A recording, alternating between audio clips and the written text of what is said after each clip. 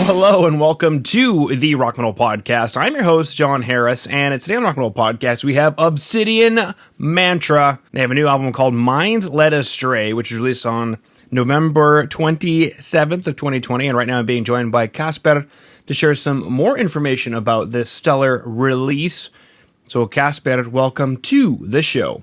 Hi, John, and thanks for having me. Absolutely. Great to have you on. First person on the show named Casper, and I guess I should say that my uncle's name is Casper, not a very popular name here anyway, but... Like Casper the Friendly Ghost. Yes, exactly. Do you like Casper the Friendly Ghost? That's the... You know, I was very young when it was broadcasted, so can't say really. Very true. Very true. Okay, well, before we get into anything ridiculously cheesy, since we probably just lost half of my audience because I brought up Casper the Friendly Ghost, let's chat about Led Astray. And I want to chat about the artwork, because the artwork I find absolutely stunning. It looks like, an older portrait, older times, maybe like the 1500s or something like that. Wise men have come to speak, prophesize, whatever it is that they're doing. Take us through this artwork. It's incredible. And how does it relate to the album Led Astray? Are these the minds that are being led astray? I'm happy, really happy you like it. It's quite interesting story because the artist, Viktor Sukochev, he is from Russia, he wrote us on our band's email. You know, if you're playing a band and got some, even a little recognition, you got a lot of emails from artists or agencies, but we are about the artists now, about emails from the artists who write those things. Okay, guys, you play nice music, and I could do an artwork or a T-shirt for you, and so on. And we got an email from Victor, and that was the one and only time I looked at his works, and I was absolutely stunned because it was so original, so atmospheric that it's rarely you have the situation like that. So that in that way we started work with him. And yeah, about the cover art itself. I asked Victor I sent him music and then some lyrics, and asked him to do something which could be, let's say not today art. It's as you said, it should look like some old painting, and with motifs of people from different times. So when you look at it, you don't see I don't know, only 17th century witch hunters, but people from dressed in medieval clothes and Renaissance clothes and so on. So it was quite symbolical. Mm-hmm. Carry on. Were you going to say more, or do you want me to ask you another question? I guess I could speak about the people figures are sitting there at the table and are deceived by some kind of that hooded man, some kind of trickster, something like that. And you can also see on the left a spirit or ghost, something like that. Yeah. And that was symbolical representation of something like science or science is a best word.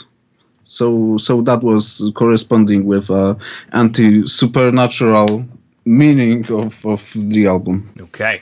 Fan-freaking-tastic. Now, the album Led Astray, does it have a theme? Is it a story? What is the album about? It's quite a complicated question. The title itself came from a book by Harry Houdini.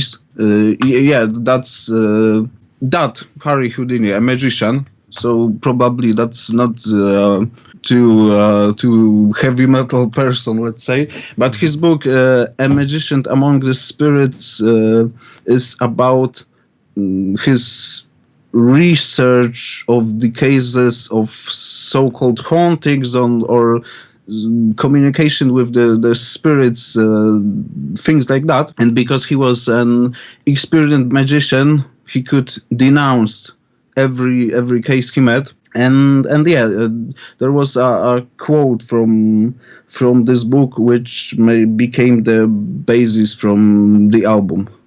Basically, he mean that that there are, 1 minute, I should recall it correctly. There are things that seem to be supernatural or unusual, and minds can be led astray by them, but he is able to look beyond that. Yeah, so that was perfect for the title. And yeah, that about the general theme of the album, and our earlier music or our earlier lyrics. I wrote about popular term the inner struggles, you know. Mm-hmm. And one day I thought that I'd like to write about something more important. Maybe that's not a good word, but something bigger or something other than my personal feelings. And then when you look at today's world, where you see many cases of people believing in the flat Earth or reptilians, some things like that, or recently looking how many people are anti-vaccinations.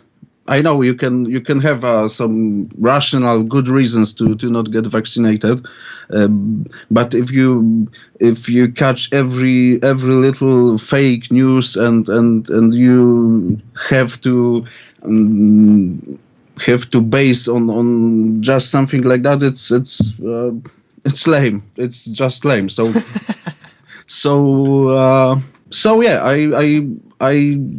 I decided to write a pro-skepticism album. I could say something like that.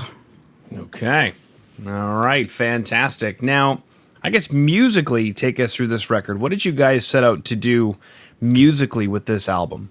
Our main goal was to create more coherent and shorter songs than we used to record before. Our first album was, the shortest song was 4 minutes 30 seconds, but that was just one, and the rest was all above 5 or 6 minutes. So this is music that kind of length.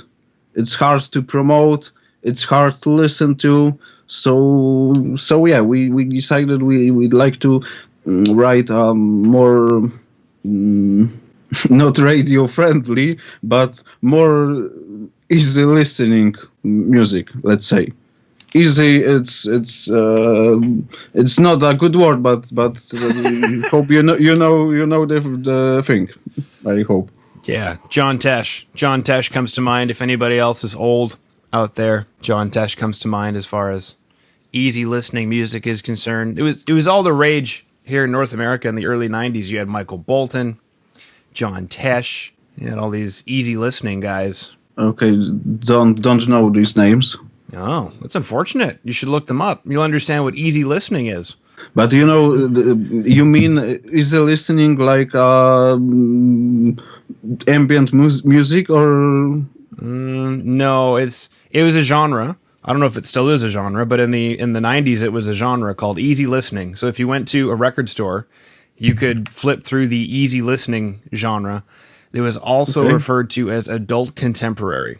Okay. And if you've never heard of Michael Bolton, that's super surprising. I'm pretty sure you have. he helped Lady Gaga with her first album. He also wrote songs for Cher and quite a few other people. You should look up Michael Bolton. Just saying. Okay, so he is quite popular, but he was more known for being a writer for other singers, right? Less known for that, actually. Oh, okay. Yeah. So and you said about John Tesh? John Tesh. Is it Jon or John? Yeah. I'll check that. Yeah, John Tesh. There he is. Interesting. Yeah. Anyway. Okay, so not radio friendly, but easy listening or something like that. I guess how did you strike that chord? Did you not want to push certain people away? Did you write things differently?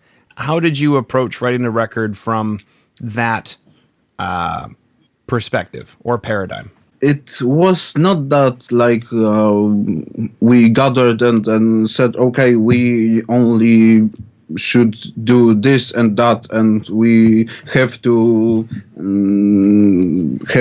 have all the songs clocked in 3 minutes or something like that. We just have this attitude, let's say, towards the writing to make things more coherent. I don't know any better word for it. So it was quite natural, I'd say. If you have an attitude like that, you know that you can't use too much riffs, too much material. So I think these songs are really based on just a few motives or riffs. Okay. Beautiful. Beautiful. We chatted a lot about the artwork and all the symbolism that went into the artwork. We chatted about the album lyrically. We chatted about the album musically. We even managed to get some Michael Bolton and some John Tesh involved in there as well, which is fantastic. Yeah, that's surprising for you, I think. Thank you. Appreciate that. I also like your headphones. What is it you like about Thanks, and I like your too. Thank you. Thank you. Today is brought to you by AKG Headphones. When you want to hear everything the right way. Or whatever it is that they're... Yeah, and hope you'll get some donation from AKG. I also hope so. That would be fantastic. I could talk into a C414 if AKG wanted me to talk into a C414. Cool. All right. Is there anything that we missed, Casper? I don't know. I don't know the questions, so... Well, is there anything... So it's up to you. Is there anything I didn't ask that you wanted the world to know? Like that you guys Probably there are many things, but yeah. Okay. Now, I see this album was released in November of 2020. Was this written and recorded? Yeah, so it's almost a year from now. Yeah. How's the response been? What are you guys working on next? I guess is probably a better question because now it's been a year. There's no touring. So what's coming up next? Actually, we're preparing for our first live show from since 3 years. Not sure now. I'm not sure now, but we have a quite long break. Not just because of COVID and the pandemic, but also because we didn't have a full live band. Mm-hmm. We were just free. So it was, we were unable to do live gigs. So on October 9th we have first live gig at Black Waves Fest, and yeah, that is our priority now. And yeah, we also think about the new songs, but I can't tell you much yet. Oh, are you guys rehearsing, or you can't tell me? Yeah. It's not a secret. Mm-hmm. So we're rehearsing. It's really great feeling to be able to play again in full squad. So hope we will present ourselves good at the show. I also hope so. Is it is it a physical show, or is it an online show? Yeah, it's physical show. Last year it was the last show in Poland before the lockdown. The next day after the festival, everything went on lockdown. Right. So hope this year it would be better. It would be without the lockdown. Yeah. Well, how are things going in Poland? Do you think it'll go through? You think it'll happen? Hard to say. You know, it's probably it will look like in other European countries. We're not too different from Germany or I don't know, France or countries like that. I mean, not that we are on the same level in medical service and things like that, but I think everything COVID related is very, very similar in European countries. Okay. And I hope maybe this year we could make it without the lockdown. Mm-hmm. Mm-hmm. And how about Canada? Well, I guess that not sounded very promising. No, it's not. I'll try not to get too upset or break down into tears either way. But Canada as a whole is doing its part and doing okay. But the province that I live in is crumbling and crashing down because we have irresponsible government at the provincial level. See your point. Yeah. Yeah, democracy at its best. Unfortunately, we voted these people in. So, anyway, cool. So we chatted about Casper the Friendly Ghost. We chatted about... The most important, yeah. Yeah, the most important. Checked. Checked off the box because you can't get any more metal than being a friendly ghost. And AKG Headphones, what's up, AKG? You want to reach out? Be awesome. We even got John, Tesh, and Michael Bolton in there. And we finished up by chatting about playing some live shows that hopefully go through and you guys have a great time. And thank you. You're quite welcome. So everybody who's listening in, Mind's Led Astray, album by Obsidian Mantra, available as of November 27, 2020, anywhere that you consume music. And the band's Bandcamp will be available today in the show notes. So you can go to obsidianmantra.bandcamp.com or just hit up the Googles and type in Obsidian Mantra. You can find them anywhere that you need to consume your music or would like to consume your music. So Casper, unless there's anything else, that concludes my questions. So thank you so much for coming on to the Rock Metal Podcast today. And I thank you, John. It was really, really a pleasure to talk with you. And I also thank to all the listeners who were with us or will be with us.